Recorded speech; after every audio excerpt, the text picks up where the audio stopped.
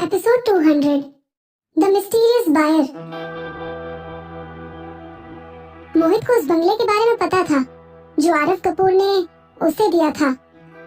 इसको लेकर पहले भी दोनों के बीच काफी आर्गुमेंट हो चुका था। बाद में जब भी मोहित इस इशू पर बात करने की कोशिश करता था तो विदुषी बहुत सेंसिटिव हो जाती थी, इसलिए वो काफी केयरफुल हो गया था कि वो इस इशू को ना उठाए। अब मोहित उसे ये कहते हुए सुनकर बहुत खुश हो गया था कि वो खुद ही इस बंगले से छुटकारा पाना चाहती है। ठीक है, मैं जल्द से जल्द इससे छुटकारा पाने में तुम्हारी मदद कर सकता हूँ। वो एक रियल एस्टेट कंपनी का ओनर था। उसके लिए अपने किसी भी आदमी को इन सभी प्रोसेसेस से डील करने के लिए कहना बहुत आसान था, लेकिन विधि ने कहा मैं इसे खुद हैंडल करना चाहती हूँ। वो हर चीज के लिए उस पर डिपेंड नहीं रहना चाहती थी। उसने खुद से महसूस किया कि किसी पर ज्यादा भरोसा करने का नतीजा कितना खतरनाक हो सकता था। उसकी पिछली जिंदगी में उसका एक्सपीरियंस इस बात का एक परफेक्ट एग्जाम्पल था। अपनी जिंदगी में भले ही वो किसी को पसंद करती थी, लेकिन फिर भी उसे अपनी इंडिपेंडेंस मेंटेन रखने की जरूरत थी। उसकी ये बात सुनकर मोहित को कुछ अच्छा नहीं लगा, लेकिन उसने इस पर ज्यादा जोर नहीं दिया। वो जानता था कि भले ही विदुषी के दिल में उसके लिए जगह हो, लेकिन फिर भी वो उसे उस हद तक नहीं चाहती थी कि अपनी जिंदगी ही उसके हवाले कर दे। मोहित को उसकी फीलिंग्स के लिए बहुत केयरफुल रहने की जरूरत थी। उसे डर था कि अगर उसने एक छोटी सी गलती भी की तो वो उसे खो देगा। कुछ दिन पहले हुई उनकी बड़ी लड़ाई ने पहले उसके सामने ये साफ कर दिया था कि अगर वो उसे दुखी करता है तो पहली फुर्सत में वो उसे छोड़ देगी। मोहित के लिए बस यही एक ऐसी बात थी जो किसी और चीज से ज्यादा डरावनी थी।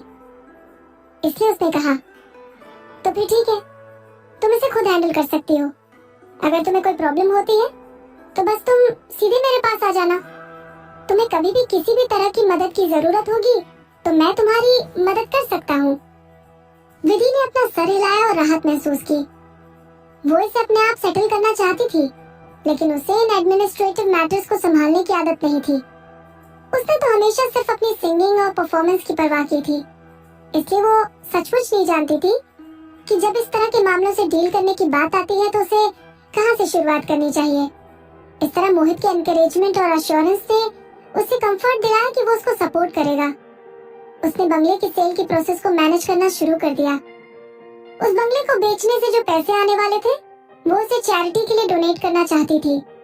आरव का पैसा उसके लिए बिल्कुल जहर जैसा था और उसे लगा जैसे कि वो उसके हाथों को जला देगा।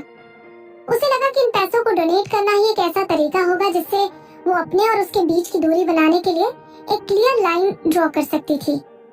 उसने अपनी असिस्टेंट अंशिका को बंगले की मार्केट प्राइस चेक करने के लिए कहा और सेल से डील करने के लिए अलग अलग ऑक्शन हाउसेस को कांटेक्ट किया।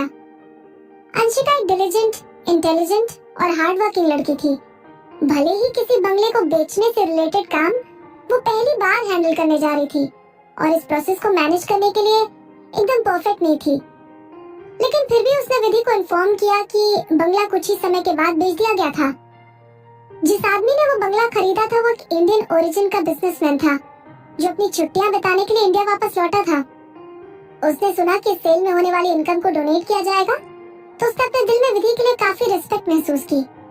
उसने ऑक्शन हाउस के थ्रू उससे फेस टू फेस मिलने के लिए रिक्वेस्ट की थी, क्योंकि वो खुद भी चैरिटेबल एंडेवर्स में काफी इंटरेस्ट रखता था और उससे मिलकर उसके बारे में डिस्कस करना चाहता था। हालांकि विधि बंगले से हुई इनकम को डोनेट करना चाहती थी, लेकिन उसे चैरिटेबल ऑर्गेनाइजेशंस और ह्यूमैनिटेरियन फील्ड के बारे में ज्यादा कुछ पता नहीं था। उसे ये डर भी था कि कहीं उसके पैसे का इस्तेमाल किसी गलत चीज के लिए तो नहीं किया जाएगा। उस पैसे के इस्तेमाल की प्रॉपर मॉनिटरिंग करने का कोई एक्सपीरियंस भी नहीं था। उसने सोचा कि किसी ज्यादा एक्सपीरियंस्ड आदमी के व्यूज को सुनना भी काफी अच्छा आइडिया होगा। इस तरह वो उस खरीदार से मिलने के लिए तैयार हो गई। ड्राइवर देवीलाल उसे उसकी असिस्टेंट अंशिका और 4 बॉडीगार्ड्स के साथ अपॉइंटमेंट वेन्यू पर ले गया। जब वो लोग वहाँ पर पहुँचे तो उन्होंने खुद को एक बहुत खूबसूरत लड़की की बिल्डिंग में पाया। वहाँ पर रॉक फॉर्मेशन वाला एक बड़ा सा तालाब था जिससे विंड ब्रेकर बना हुआ था और तालाब के अंदर 1 मीटर लंबा गोल्डन कार्प था। वेटर ने आगे बढ़कर विधि को पहले से बुक किए गए प्राइवेट रूम में चलने के लिए रिक्वेस्ट की, लेकिन ये भी कहा कि अंशिका और बॉडीगार्ड्स को बाहर ही रहना होगा। उसने हाथ जोड़कर अदब से कहा, माफ कीजिएगा मिस शर्मा, अंदर जो जेंटलमैन है उन्होंने सिर्फ आपको अकेले आने के लिए इनवाइट किया है। विधि थोड़ा चौंक गई। उसे जरा सी भी उम्मीद नहीं थी कि वो खरीदार ऐसी रिक्वेस्ट भी कर सकता है, लेकिन उसने सोचा भी कि वो ये भी समझती है कि जो बंगला उसने बेचने के लिए रखा था वो उस बंगले को खरीद सकता है, तो जरूर वो कोई अमीर आदमी, शायद कोई बिग शॉट हो सकता है। फिर भी कुछ ऐसी चीजें थी जिनके लिए वो अग्री नहीं हो सकती थी। मैं अकेले अंदर नहीं जा सकती, उसने कहा। अंदर जो जेंटलमैन है, प्लीज उन्हें बताने में मेरी मदद कीजिए कि मैं अपनी असिस्टेंट और कम से कम 2 बॉडीगार्ड्स को अपने साथ लेकर आ सकती हूँ। अगर उन्हें लगता है कि ये इनकन्वीनियंट है तो हम इस मीटिंग को रिस्केड्यूल कर सकते हैं। जब से आरव ने उसे किडनैप किया था तब से उसे फॉलो करने के लिए बॉडीगार्ड्स रखे गए थे, और तब से भले ही जरूरत ना भी हो तब भी उसके आसपास हमेशा लोग रहते थे। इसके लिए मोहित ने काफी जोर दिया था, लेकिन तब भी विधि को लगा था कि शायद वो कुछ ज्यादा ही घबरा रहा है, लेकिन फिर भी वो इस मामले में उससे किया हुआ अपना वादा जरूर निभाएगी। वेटर के चेहरे पर घबराहट साफ दिखाई दे रही थी। मिस शर्मा, अंदर जो जेंटलमैन है वो हमारे प्लैटिनम मेंबर हैं। जो भी उनसे यहाँ मिलता है उन सभी पर यही रिस्ट्रिक्शंस अप्लाई होती हैं। विधि पलट गई और वापस जाने लगी। तभी अपने पीछे से उसने एक पोलाइट सी आवाज सुनी, प्लीज रुक जाइए और मेरी बात सुनिए। वो जाते जाते वहीं रुक गई और पलट गई।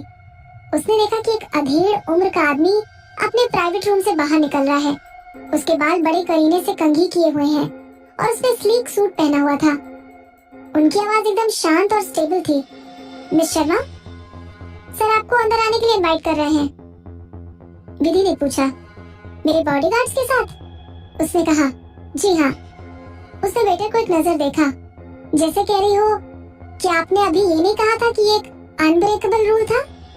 उस अधेड़ उम्र के आदमी ने उसे देखते हुए एक पोलाइट स्माइल दी और कहा, रूल्स में हमेशा एक्सेप्शंस भी होते हैं। ऐसा लग रहा था जैसे कि वो उसके मन में उठे सवाल का जवाब दे रहा था। विधि अंशिका और अपने 2 बॉडीगार्ड्स को अपने साथ लेकर उस अधेड़ उम्र के आदमी को फॉलो करते हुए उसके प्राइवेट रूम में आ गई। जब वो अंदर आ गई तो उसे 2 बॉडीगार्ड्स को पीछे छोड़कर आने के लिए पछतावा हो रहा था। प्राइवेट रूम का दरवाजा छोटा सा था और बहुत खूबसूरत लग रहा था, लेकिन उसके पीछे की जगह बहुत बड़ी थी और इसके अलावा कमरे के सभी कोनों में 10 या इसके आसपास की गिनती के लोग खड़े थे। कमरे को अच्छी तरह से स्कैन करने पर उसने देखा कि इनमें से कई लोगों की फिजिक ऐसी थी जिसे देखकर ऐसा लग रहा था जैसे कि वो फिजिकल फाइट्स में एक्सपर्ट्स थे। उसका पहला रिएक्शन कमरे से बाहर निकलने का था, लेकिन उसके पीछे का दरवाजा पहले से ही बंद हो चुका था। उसके दोनों बॉडीगार्ड्स सिचुएशन देखकर तुरंत अलर्ट हो गए और अंशिका डर के मारे विधि के पास पहुंच गई थी। मिस, प्लीज रिलैक्स, एक अट्रैक्टिव सी आवाज सुनाई दी। विधि ने आवाज की डायरेक्शन को फॉलो किया और देखा कि कमरे के बीच में एक प्लेटफॉर्म था जिस पर बाघ की खाल का कंबल लिपटा हुआ था। एक आदमी बाघ की खाल के कंबल पर आराम से लेटा हुआ था। हालांकि देखने में वो बहुत सुंदर नहीं था, लेकिन उसकी आंखें बड़ी नशीली थी और इस समय वो उन्हें देखकर मुस्कुरा रहा था। विधि को कुछ जाना पहचाना लग रहा था, लेकिन उसे ये याद नहीं आ रहा था कि वो उससे पहले कहाँ मिली थी। एक खूबसूरत लड़की उसके पैरों के पास बैठी उसके पैरों की मालिश कर रही थी। वो लड़की के खूबसूरत लहराते बालों के ऊपर बड़ी कैजुअली अपने हाथ चला रहा था। वो विधि की तरफ मुड़ा और कहा, बैठ जाइए। विधि नहीं बैठी। जो उसने एक्सपेक्ट किया था ये सिनेरियो तो उससे काफी अलग था। उसने सोचा कि उनके बीच सिर्फ थोड़ी सी कैजुअल बातचीत होगी, लेकिन यहाँ देखकर ऐसा लग रहा था जैसे कि ये खरीदार अपनी टीम के साथ उसे अनकंफर्टेबल फील कराने का इरादा रखता है।